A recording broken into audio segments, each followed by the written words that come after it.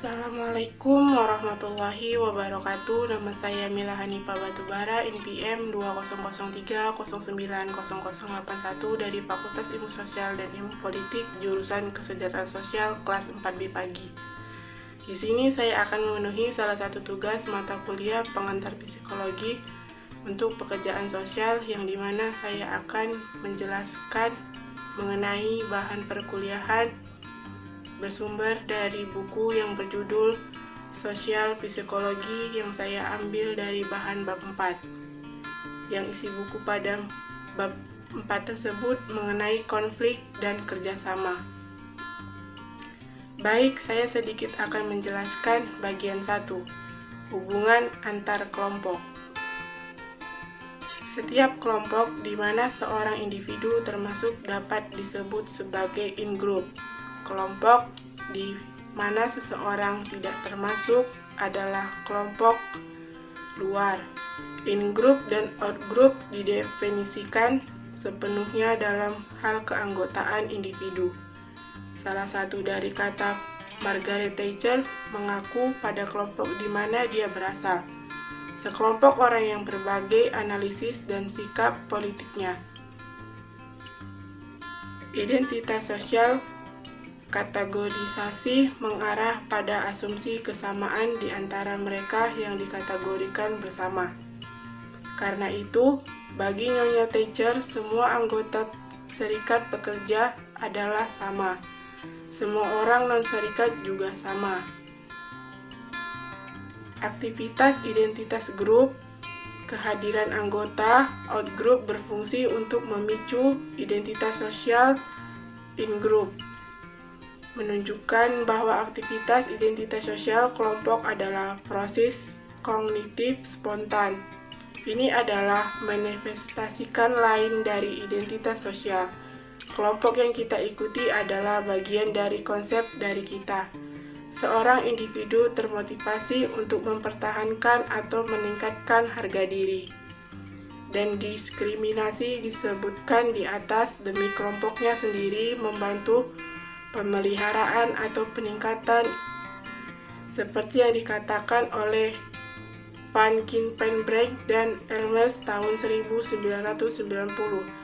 Jika status kelompok X lebih tinggi dari kelompok Y, maka sebagai anggota X, seorang individu akan berbagi dalam status ini. Bagian kedua, agresif. Juga di awal untuk memperjelas apa yang dimaksud dengan perilaku agresif. Untuk tujuan buku ini didefinisikan sebagai perilaku yang dimaksud untuk membahayakan organisme hidup lainnya. Niat itu penting, di mana seorang tertabrak mobil karena dia melangkah dari trotoar.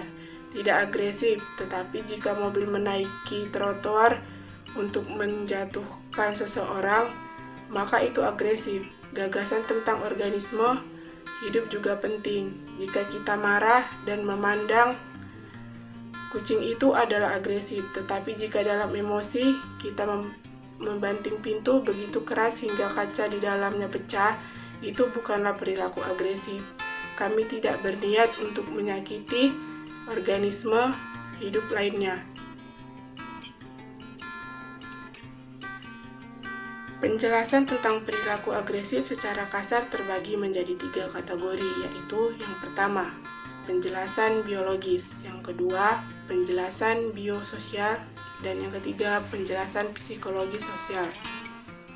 Penjelasan biologis ada 3 kategori, yaitu yang pertama, mereka yang didasarkan pada teori psikoanalitik, Freud, dan penerusnya. Yang kedua, mereka yang didasarkan pada etologi atau studi tentang hewan di lingkungan alam mereka. Yang ketiga, mereka yang memiliki dasar sosiobiologi atau studi tentang dasar biologi untuk perilaku sosial. Agresif dapat memungkinkan seorang individu untuk memperoleh atau melestarikan lebih banyak sumber dari atau untuk membela dan melindungi kerabat, yang semuanya yang membuatnya lebih mungkin bahwa individu atau kerabat dekatnya akan dapat mewariskan gennya dan dengan demikian melanggengkan perilaku yang mereka tentukan.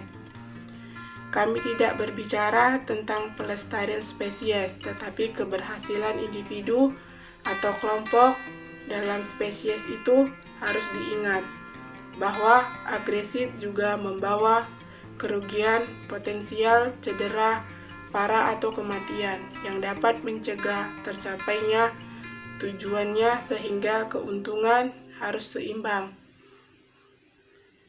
Perkembangan agresif pada akan selektif atau Krebs dan Miller tahun 1985 asumsi dari semua penjelasan yang berbasis biologis tentang agresif berpusat pada sebagai naluri dan bawaan.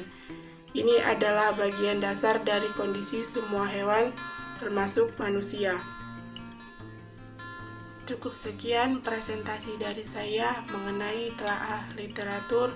Kurang dan lebihnya saya mohon maaf. Saya akhiri dengan salam. Wassalamualaikum warahmatullahi wabarakatuh.